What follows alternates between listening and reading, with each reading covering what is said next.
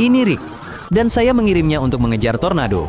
Dia memegang selembar kertas kusut berisi peta Amerika Serikat dan perangkat radar murah yang sebenarnya tidak dia ketahui cara menggunakannya.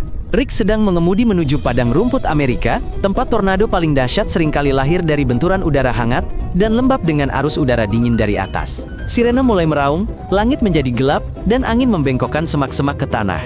Bagi penduduk setempat, ini adalah tanda untuk segera mencari tempat berlindung, tetapi Rick, sebaliknya, malah menginjak gas, karena tujuannya adalah untuk sampai ke pusat badai.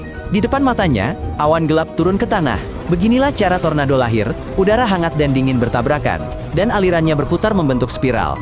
Dari kejauhan, terlihat indah, tetapi mematikan. Mobilnya terguncang-guncang melewati gundukan, dan Rick mendekati corong raksasa. Biasanya, sarannya adalah untuk menjauh, karena tornado dapat mengubah arah setiap saat. Tetapi dia melakukan hal yang sebaliknya. Rick semakin mendekati tornado, dan angin semakin kencang. Tornado semacam itu mampu mengangkat mobil seberat 1 ton, atau bahkan seluruh bus sekolah seberat beberapa ton. Kecepatan anginnya sebanding dengan kecepatan pesawat terbang, dan Rick menyadari bahwa mobil besinya bisa remuk seperti gelas kertas. Angin semakin kencang, dan mobil mulai terlempar ke samping. Dalam sekejap, roda mobil Rick terangkat dari tanah, dan mobil itu berada di dalam tornado. Jendela-jendela retak dan pecah akibat perubahan tekanan. Bodi mobil terpelintir seperti kaleng timah. Di dalam tornado, tekanannya lebih rendah daripada di luar, dan perbedaan ini menghancurkan seluruh rumah. Rick terlempar keluar dari mobil melalui kaca depan. Sekarang dia sendiri menjadi bagian dari tornado, berputar bersama puing-puing dan reruntuhan. Dia melihat papan, potongan pagar, lembaran logam, dan bahkan rambu jalan beterbangan. Semua ini melaju dengan kecepatan lebih dari 300 km per jam, berubah menjadi proyektil yang mematikan. Kekuatan tornado sedemikian rupa sehingga bahkan sehelai bulu di pusarannya dapat menembus pohon, saking tingginya kecepatannya. Jadi, tubuh Rick berada dalam bahaya besar, dan peluangnya untuk bertahan hidup hampir nol. Tapi sejauh ini, dia beruntung. Arus udara menarik Rick ke atas. Terkadang tornado mengangkat puing-puing hingga ratusan meter, dan ditemukan jauh dari lokasi kecelakaan. Rick mengerti bahwa jatuh dari ketinggian seperti itu bisa menjadi akhir hidupnya. Seekor sapi muncul di udara di samping Rick. Hewan memang diketahui terangkat oleh tornado, dan sebagian besar mati seketika. Peluang mereka untuk bertahan hidup sangat kecil, tetapi dalam video kami, semua orang masih hidup. Tiba-tiba, kilat menyambar di tengah kegelapan. Rambut Rick berdiri tegak karena listrik statis, dan guntur bergemuruh di sekitarnya. Banyak tornado disertai badai listrik seperti itu, karena gesekan puing-puing menciptakan muatan yang sangat besar. Untuk sesaat, Rick mendapati dirinya lebih dekat ke pusat pusaran tornado.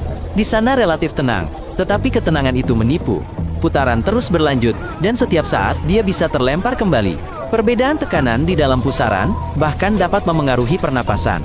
Pada manusia, kondisi seperti itu dapat menyebabkan gendang telinga pecah dan fungsi paru-paru terbatas. Baru trauma sering terjadi, organ dalam rusak, dan seseorang dapat meninggal, bahkan tanpa sempat membentur apapun.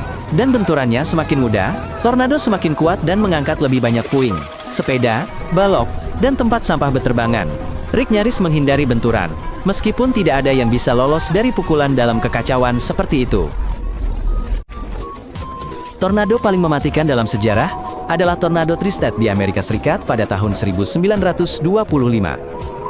Jalurnya berlangsung hampir 4 jam dan mencakup lebih dari 200 mil, dengan kecepatan angin melebihi 200 mil per jam, dan merenggut nyawa lebih dari 600 orang. Tornado saat ini memiliki kekuatan yang sama. Tiba-tiba, putaran angin mulai melemah. Arus udara tidak lagi seganas sebelumnya, dan benda-benda mulai berjatuhan. Bagi Rick, ini adalah kesempatan, tetapi juga risiko baru.